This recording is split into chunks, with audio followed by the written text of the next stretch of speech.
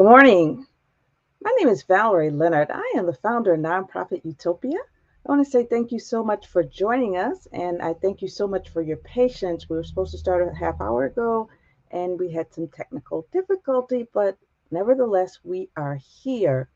I want to start off by asking you, if you are with us, can you please share your name, where you're from, and any issues you may have heard about. It doesn't necessarily have to be within your own organization.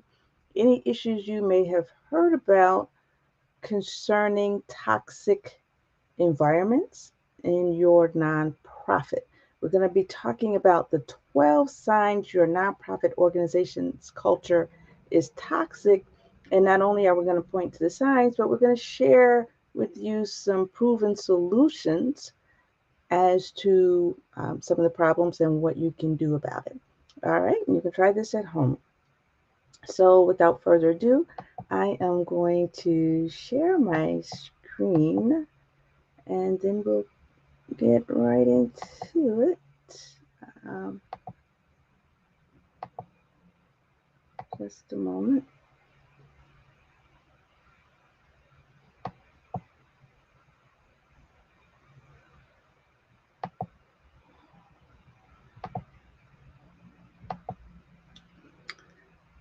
Alrighty, so again, we're going to talk about those 12 signs that your organization's culture is toxic and what you can do about it. We're not going to leave you hanging. And before I go into that, I just want to tell you a little bit about Nonprofit Utopia. We're the ideal community for emerging nonprofit leaders. We give our members a safe space where they can share issues, ask questions. We also have a number of free resources that they can take advantage of that they may not necessarily find in one place. All right, so if you were with us a couple weeks ago, you may recall that we talked about organizational culture, right?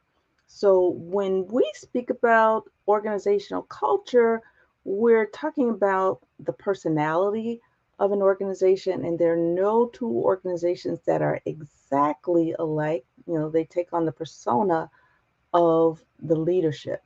And not only do they take on the persona of the leadership, but the customs, the actions, and it's a shared set of workplace beliefs, values, attitudes, standards, purposes, and behaviors.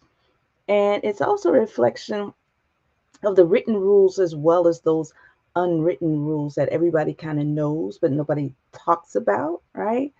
And so, in summary, it's a sum total of all of that, the way you do things, the way you think, the way you work together. And as the founder of Bamboo HR said, if those things sound important, it's because they really, really are. All right. So, one of the first signs of a toxic environment, and the way we're defining toxic environment is those environments that keep people, for whatever reason, from meeting the potential. They keep the organization from meeting the potential of serving its clients in communities, right? Making the maximum impact. There may be systems in place, and you'll be surprised, 9 times out of 10, the problems really do rest with systems and not so much with people, but we are, you know, creatures, we're social creatures, and we tend to look at the people as being the problem. But a lot of our problems can be settled, if we have better systems in place. So, one of the main things, that lets you know that your environment is toxic, is when your leaders don't follow your bylaws or your constitution. They tend to think that those are obsolete documents, they're no longer relevant. The constitution and bylaws may create some sort of added layer of bureaucracy.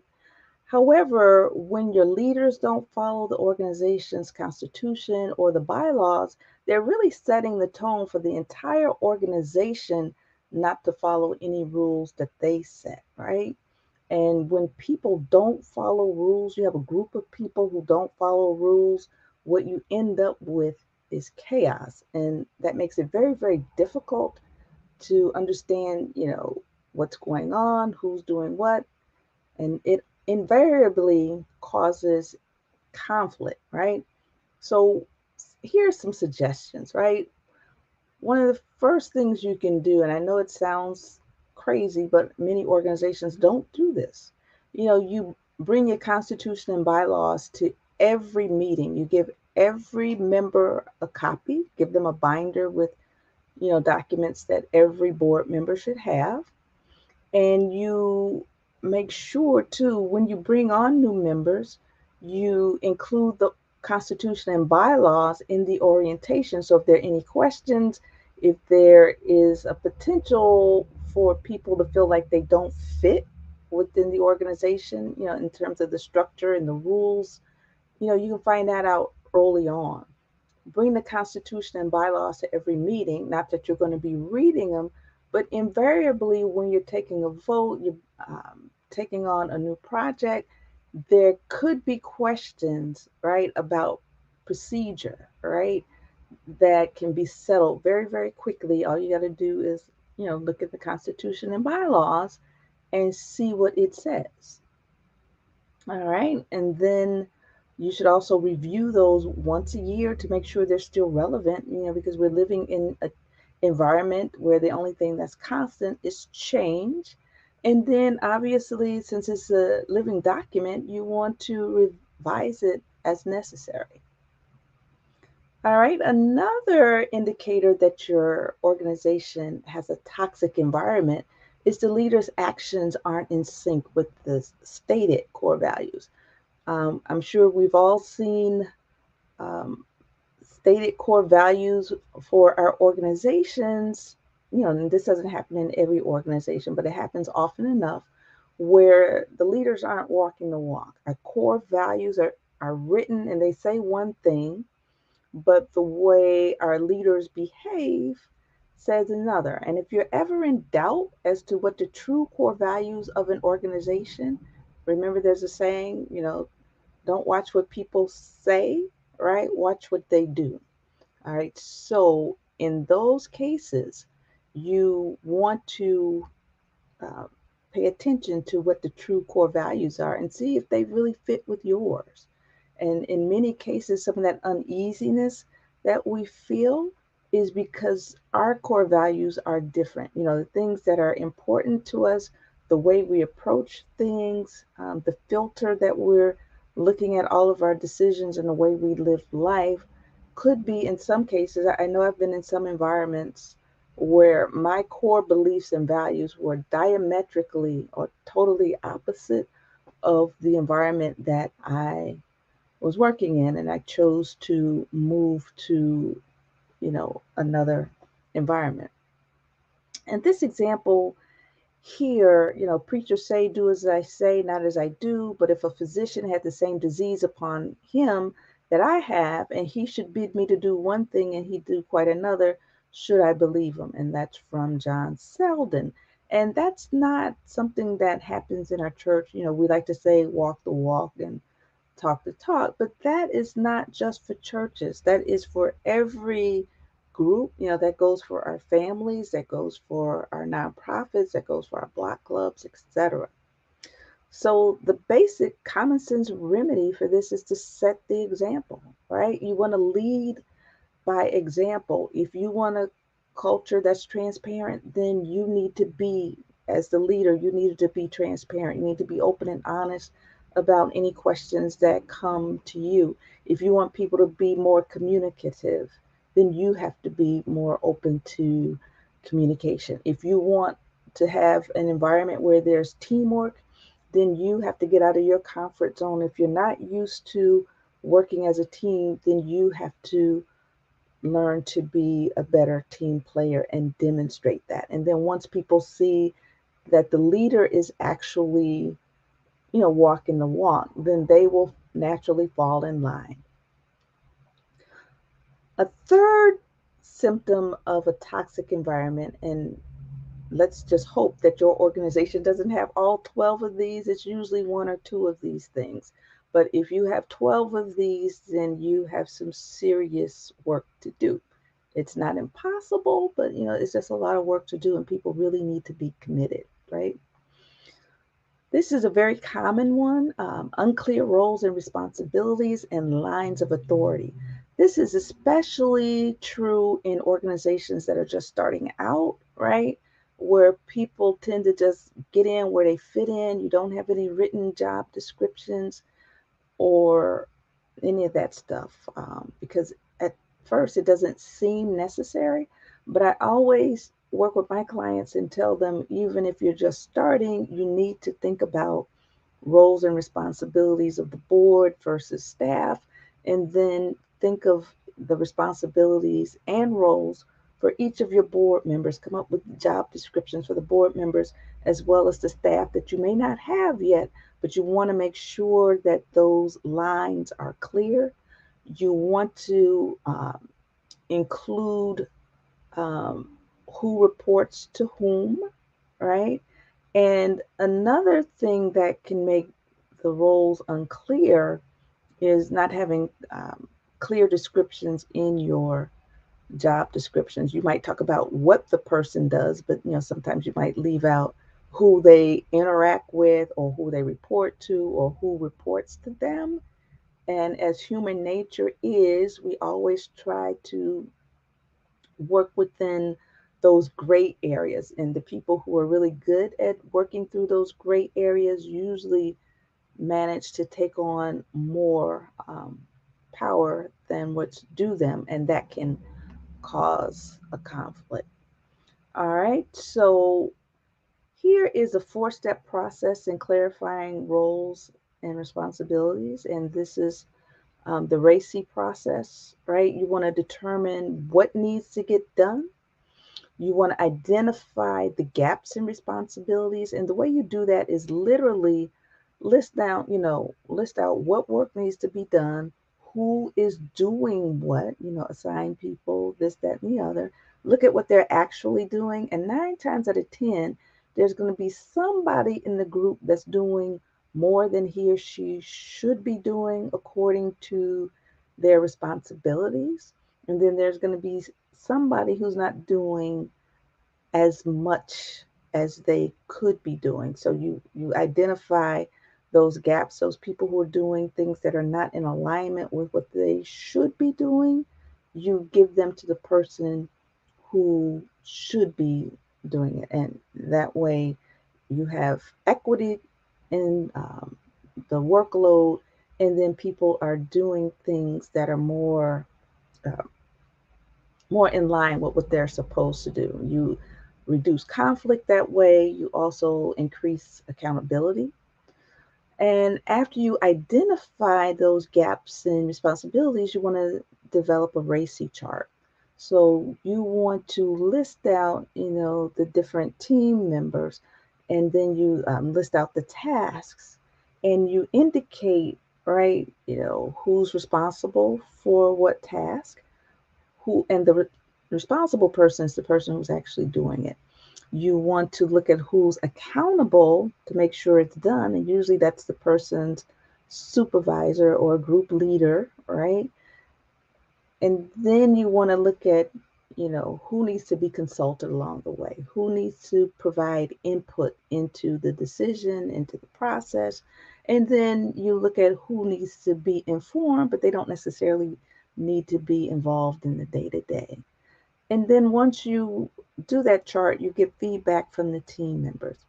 And if you are a member of the nonprofit Utopia community, I will be sharing resources where you can see live examples of that RACI chart in action. All right. And here is, a responsibility gap analysis. Remember, I was telling you there are some instances where, once you look at what actually is being done and who is doing what, you see here, this is the ideal workload based on the team member's job description, but this is what he's currently doing. And you can see there's a gap between what he's currently doing and what he should be doing ideally, and that's this area, The pink is the tasks that don't align with the job description. And then, so those things that align with the job description and they're in the team member's ideal workload, you shift to him or her and make sure that they're pulling their weight. Anything that person is doing that's outside of their scope of responsibility, you shift that to someone else whose responsibilities are more in line with those tasks. All right, so as I indicated before, RACI is responsible, A is accountable, C is consulted, I is informed. And again, if you're a member of the Nonprofit Utopia community, you will get some examples of RACI in action. All right, and here is a RACI chart. But again, we do have some examples that are applied to real work situations that will be posted later on today. But the way this works, again, you have task 1, 2, and 3, and then you look at the team members going across the rows. And then for task 1, team member 1 is consulted, he gives input. Team number 2 is responsible, so team number 2 is doing this task number 1. Team number 3 is accountable. So team number 3 is probably somebody's supervisor, right? Or manager of a certain project. And then team member 4 just needs to be informed. And you go down the rows, right? And you assign different levels of whether or not they're responsible, accountable, consulted, or informed. And then once you get that chart done, you get feedback, and you can get that feedback through one-on-one meetings, through team meetings, and through surveys. And then make sure that once you get that feedback, that you're actually listening and you're making adjustments, because you don't want to contribute to the toxic environment, right? You're trying to right the ship. All right, so along the lines of unclear authority, right? Unclear lines of communication can really, really be a problem. When people don't understand the task, you as the supervisor might think that you're communicating what needs to be done, right? And then people on the team or your subordinates may not necessarily have the same vision as you. And when that happens, there's clearly, some miscommunication, right? Or there just may be structures that are not in place. Your organization literally may not have these formalized ways of communicating or ways of, getting the word out, and that can cause confusion, right? That will result in this interpersonal conflict. So, some examples are you really want to have policies that set basic standards of communication within the organization. And that doesn't matter, it doesn't make a difference if you have no employees and it's just all board members, or if you have a large institution. You need to start from the beginning, make sure that there's set standards of communication within the organization, as well as how you're going to communicate with the public. You need to maintain consistent channels of communication so people kind of get used to hearing certain messages from certain people, or they're used to getting their news through, say, a text message or an email, telephone, or face to face. But whatever your mode of communication is, it needs to be consistent based on what um, what the reason for the communication is. Obviously, personnel matters need to be communicated in one way if it's a confidential matter versus something that needs to be communicated by memo to the whole group. You want to create safe spaces, right? So people should feel comfortable that once they voice their opinions, that they won't be chastised or penalized or singled out, for sharing their opinions. But at the same time, when we share our opinions, we need to be mindful, right, of how we communicate our opinions. We need to focus on the issues and not personalities. We need to maintain transparency. And when we talk about transparency in our communication, for example, we might want to look at how decisions are made and communicate the how and not just the what. Communicate who was involved, give people the opportunity to participate.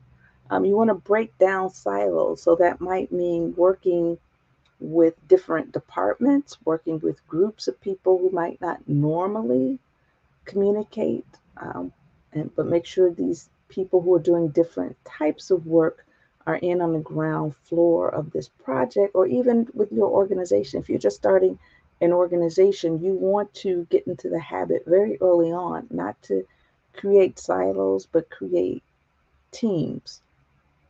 And then you want to make sure too, those common documents that everyone needs, you want to make sure that they're accessible by everyone, so that you can continue to model that same type of communication, have similar standards for the way you write memos, where you send emails, and then when there are documents to be stored, they're in a common area. And then also too, especially in this environment when people are working, away from the office, you want to make sure that you go the extra mile to keep people engaged who are not in the office. And you who are working remotely, you need to go the extra mile to make sure that you're taking part in the activities of the office, so um, people don't forget you're around.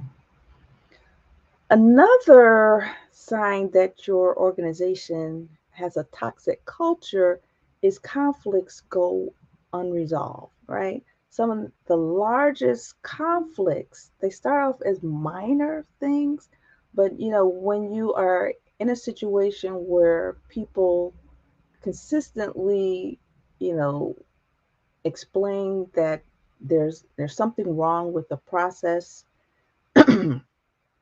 or they may have a conflict with someone else, and they report it to you as the supervisor, you as the executive director, you as a leader in the organization, and you choose to not address it.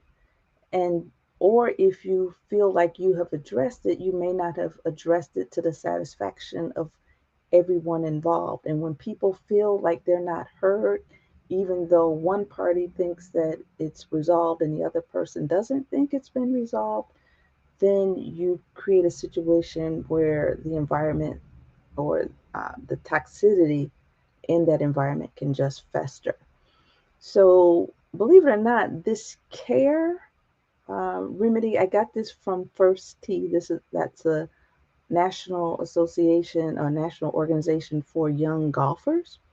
They use the CARE method. Obviously, the first thing you do is communicate when you have a dispute or a disagreement. And usually, the disagreements we have, in many instances, they can be prevented or remedied through a process. So, you want to make sure that everybody who is involved in the dispute is heard. You don't want to just have a session where people just air out their gripes and you don't have any follow up to resolve the issue. I think one of the biggest problems we have is people open up wounds, but they don't figure out, okay, now that we got this out, what do we do with it? So you need to be an active listener. Understand, put yourself in the other person's shoes. Even though I know the natural tendency, if you're anything like me, the natural tendency is to quote unquote know you're right. And that other person on the other side knows he or she is right too. But try a little empathy and try to look at the problem from his or her perspective. Let him or her speak, without interrupting, and then ask questions. If you're if you're in the position where you need to mediate this, right? Um, Make sure each side is heard. Try to be objective and try to really make sure that each side understands what the other side is saying, so to speak, what's driving them, understand why they respond as they do. And then you want to, at that point, look at some of the options. And quite frankly, in most cases, everybody is not going to walk away from this feeling that they won everything that they want. But you don't want to create a situation where one person has obviously won and the other person has obviously lost. And the person that won got his way, right? And the person that lost feels like, there's, no point in ever trying to bring a problem to, leadership because nothing will get done. You want to create situations where there's some compromise, where there's a win-win, where both people can save face, so to speak, where you can, in some cases, it may end up you agree not to disagree, but you focus on issues and ways that you can work together and not whether or not you like one another. You're focusing on the common good, what's good for the organization, rather than what's good for the individual and winning a personal victory, right? And then another sign is groupthink, a sign that your organization is toxic. Um, I don't know. I think most of us probably operate in environments like this where the person in power uh, may have a suggestion, right? And then people around him or her, they agree outwardly. And then, after the meeting, they go their separate ways and they grumble under their breath, right? So, as you can see from this cartoon, this is typical. Everyone in favor, raise your hand. This is the leader. Everybody raises their hand, but they're thinking, I'm just going to do what I have to do to go along, right? And this can be very uh, dangerous in some situations, especially when the situation may involve someone in the group who has a grievance. They're genuinely hurt by some policy or by some individual, and usually the individual is in power, and people don't want to rock the boat. They can see that an individual is being mistreated, but they just go along because one, they don't want to lose their job, or if it's a volunteer organization, they don't want to lose their standing, and they see what happened to this other person who may have a legitimate concern, and this person dared to raise a legitimate concern, but they looked the other way because they didn't want to get treated that same way, right? But some of the remedies to this group think is, make sure that the people in your group are diverse. In some cases, even though people are all from the same neighborhood or all black, or all white, you still need a diversity of thought, a diversity of skill sets, so that you have people who will push one another, challenge one another's thinking, right? You want to make sure that you're inclusive. One of my biggest pet peeves is, especially being a black woman, we talk about, and when I say we, I'm talking about Black people, we talk about demanding diversity, equity, and inclusion, right, from these large institutions. But then when it comes to our own little neighborhood organizations, even though we're all Black, or we could be all male, or we could be all female, right? There are certain people that we exclude. We surround ourselves with people who think like us, people who are in our clique, rather than including people from various cross sections of the community, various cross sections of the organization, of the school, right? And you need to let people know that it's okay to be who they are. They don't necessarily have to lose the essence of who they are to be heard and to be respected. And you need to also, if you're in a larger organization, train your managers and other leaders, right? Train them to go through a decision making process. There are various decision making processes. One being, the most common is a brainstorm where you're soliciting ideas from the whole group and making sure that that whole group is reflective of stakeholders and not just leaders. Everybody who's going to be impacted by the decision needs to be part of the solution.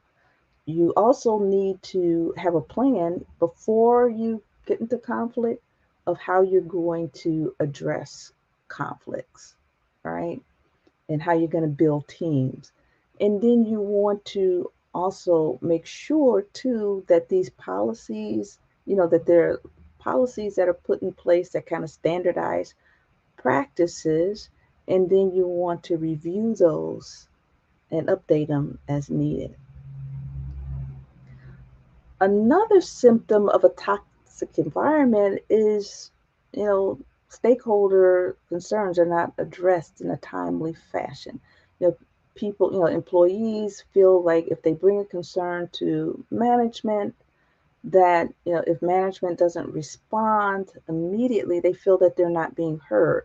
And when employees feel like they're not being heard, then they become less productive, and even worse, they can leave, right? And then you get this high turnover, which is very, very expensive.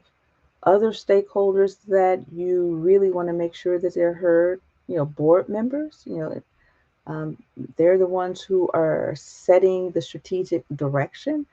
If board members who usually have a heck of a lot uh, to give, but very little time. If people are taking the time to work with your organization, you need to make sure that if they have a concern, that your organization responds.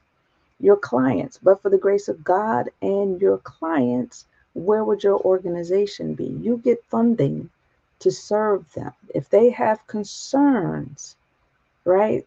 You have to look at those concerns and address those concerns in a timely manner, right?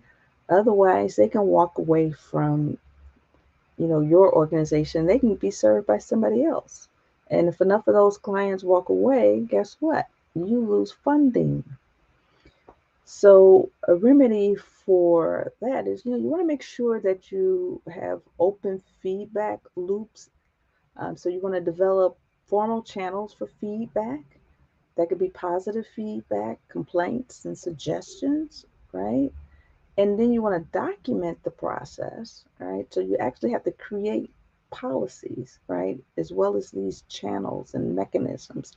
So you document the process, including ways of assessing the issue, investigating the facts, give it deadlines. You want to identify alternatives and show that you have considered different alternatives, the solution that you settled on and why, who you spoke with, how the issue was actually resolved, right? Usually we go through every step except for the resolution, and then people walk away feeling even more angry than they were when they when they raise what is usually a very minor issue.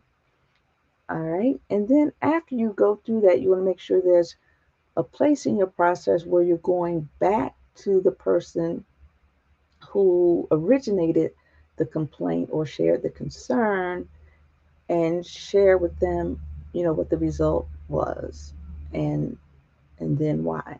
They may or may not be happy with the decision, but if you can show that the process was fair, you can show that the process was documented, you can show that you tried to get as much information as possible, people will walk away feeling at least a respect for the process and not feeling like, they were violated or shut down. Insular thinking. And when we talk about insular thinking, that's very, very similar to groupthink.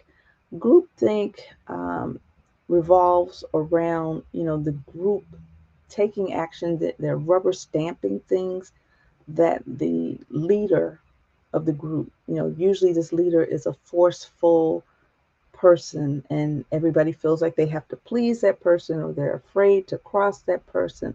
So that brings about groupthink, where people are doing things that are not necessarily um, always, quote unquote, the right thing to do, but they're the politically expedient thing to do. Insular thinking, on the other hand, again, is very, very similar, but in this case, the people sitting around the table, they actually do think alike, right? They're very similar in their thinking, and people might even say their thinking is so similar that they're inbred, right? They're very closed-minded. They don't receive outsiders very well. They don't receive outside suggestions very well. And, when the organization is first starting, this is not necessarily harmful because 9 times out of 10, if you've got a homogeneous group, they're going to be the worker bees and they're going to work, work, work and make sure that things work out for the organization. But as the organization grows and you attract employees, you attract outsiders, you attract funding, then that insular thinking can become problematic, right? Because you won't be receptive to new ideas and you will probably keep yourself from growing as fast as you could. You're going to hit a plateau because you can only go as far as the leadership. And if the leadership is all thinking alike, they're typically not going to change, right? They're not going to be receptive to what funders may say. They're not going to be receptive to what's going on in the community and delivering new programs and services.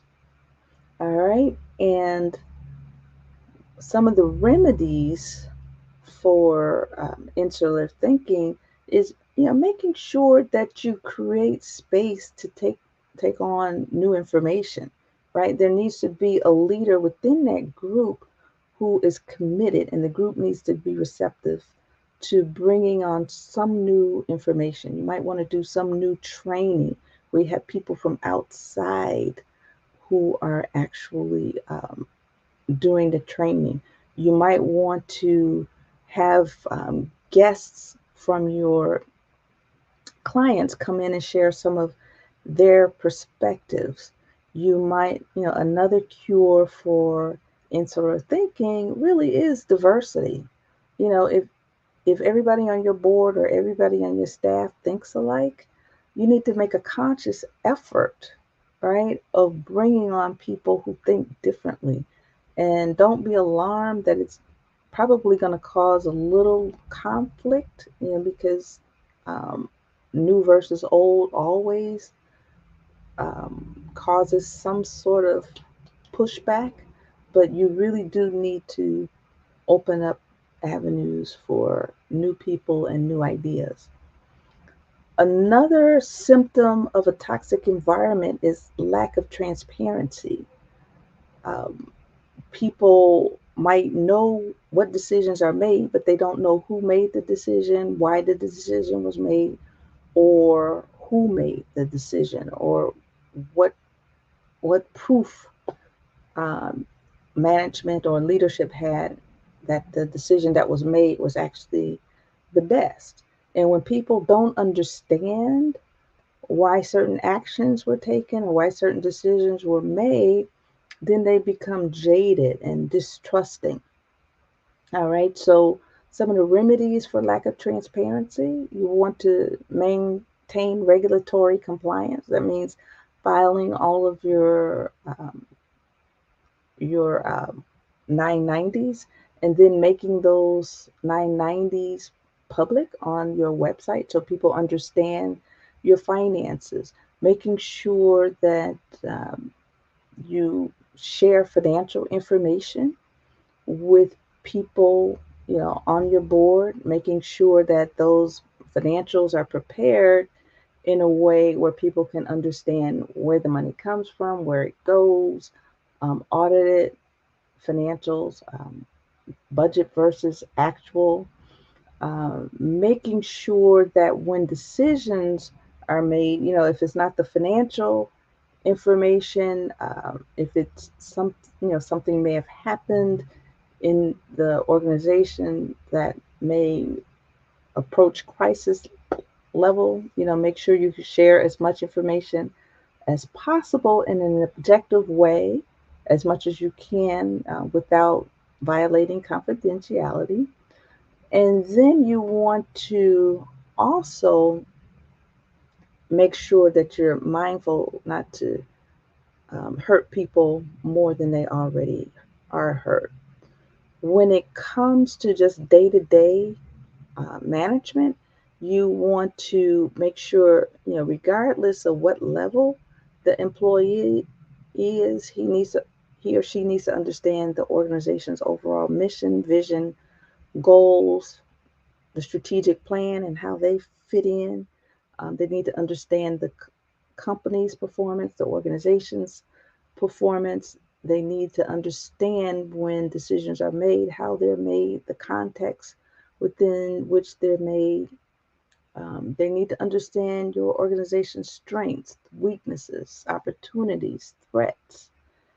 And you want to be able to answer questions, directly and honestly. And again, as a leader, you need to model the behavior that you want to see in others.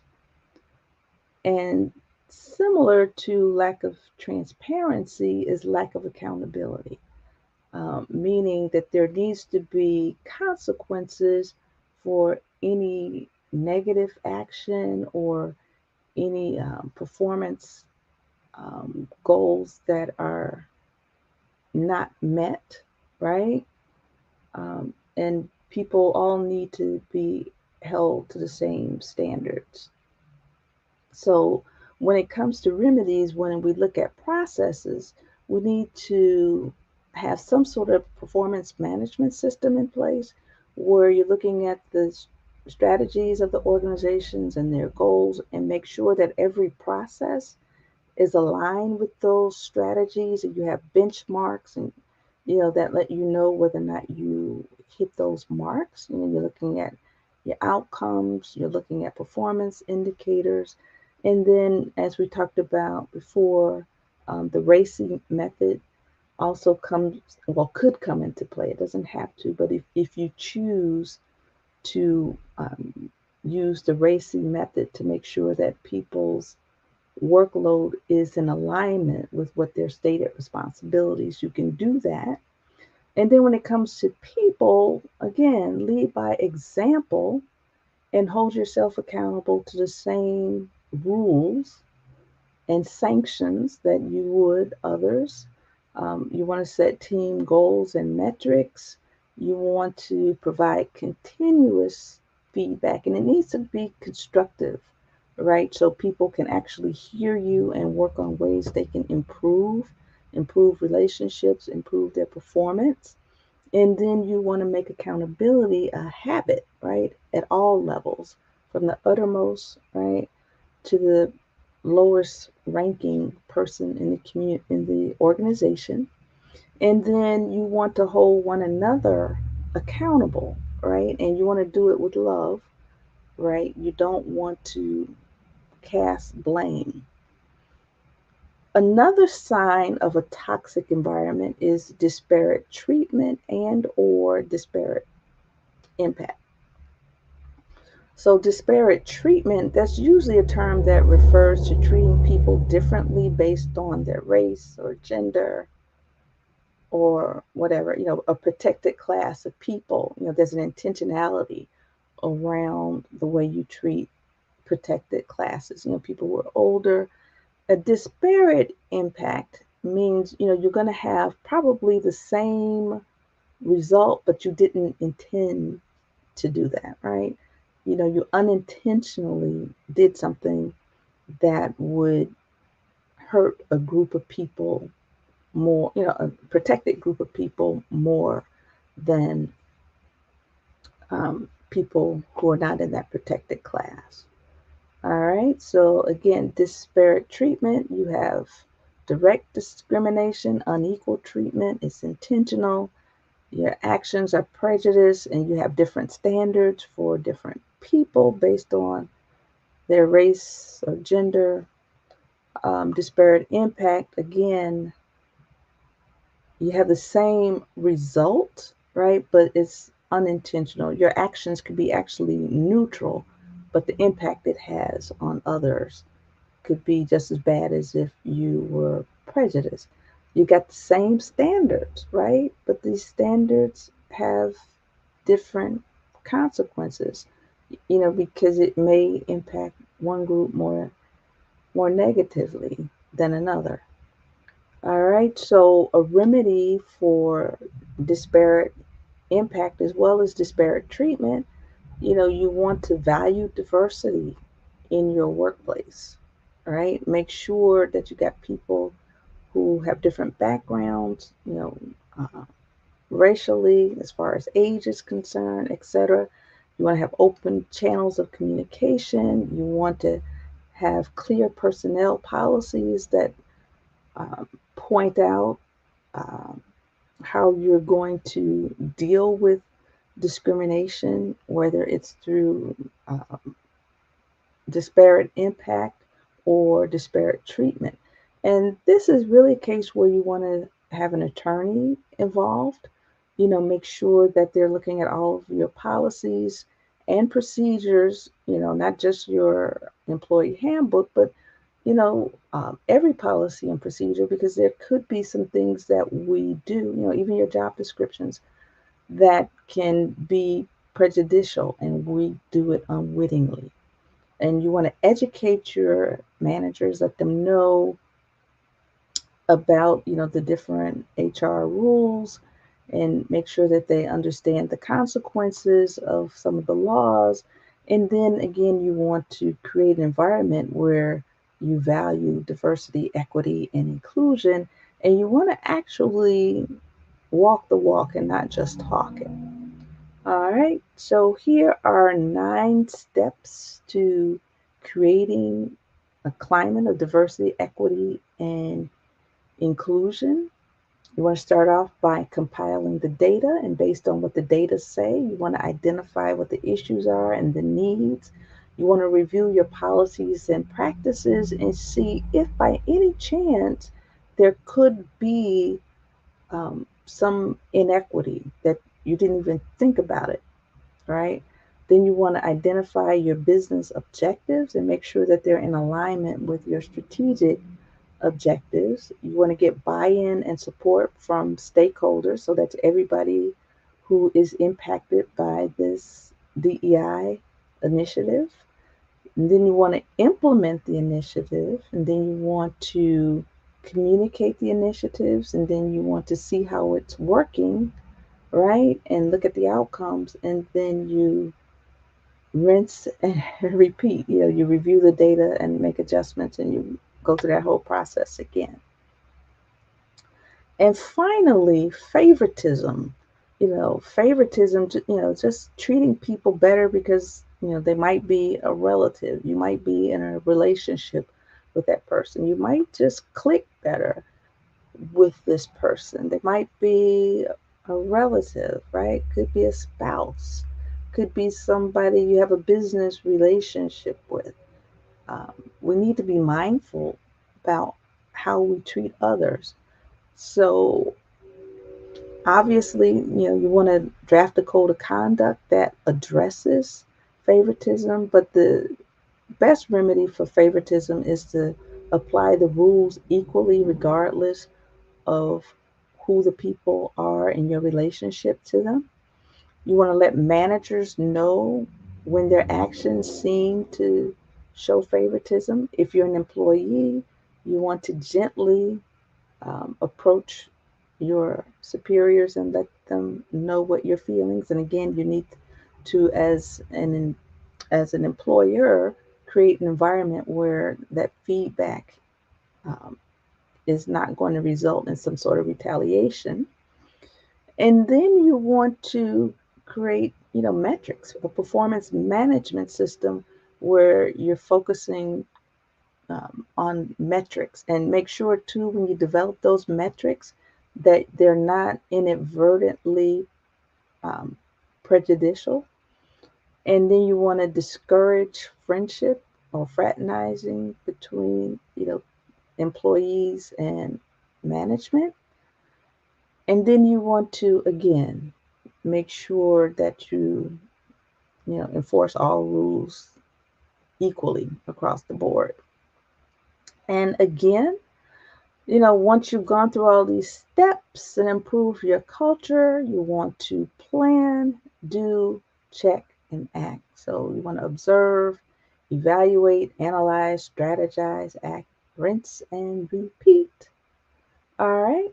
So this ends my presentation. If you have any questions, please feel free to share. Oh, wow. LinkedIn user, I've experienced top-down toxicity. All involved were toxic. I know that feeling. I've been involved in situations like that as well. And and when the situation got to a point where I felt like people weren't listening, I just had to leave. People not understanding their roles. Yeah, I totally get that, Frederick. So it seems to me that you would agree that a lot of confusion comes about because people just don't understand what their roles are. It's not necessarily because people are evil people, and they're not always, quote unquote, just difficult people. We can sometimes create conflict by not having clear lines, in our systems. And then people are left to fend for themselves and fight for authority and power.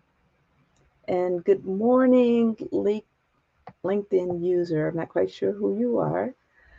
And thank you, Alitra. I really appreciate the feedback. And before we go, if there are any questions that you might have, you want to share your experiences, any comments you might have, feel free to do so. If not, then I will see you tomorrow. We're going to be talking about what should go in your employee handbook so that you can put some of these policies into place and make sure you create win-win situations. So, again, thank you for joining us, and I will see you tomorrow. Take care. Bye bye.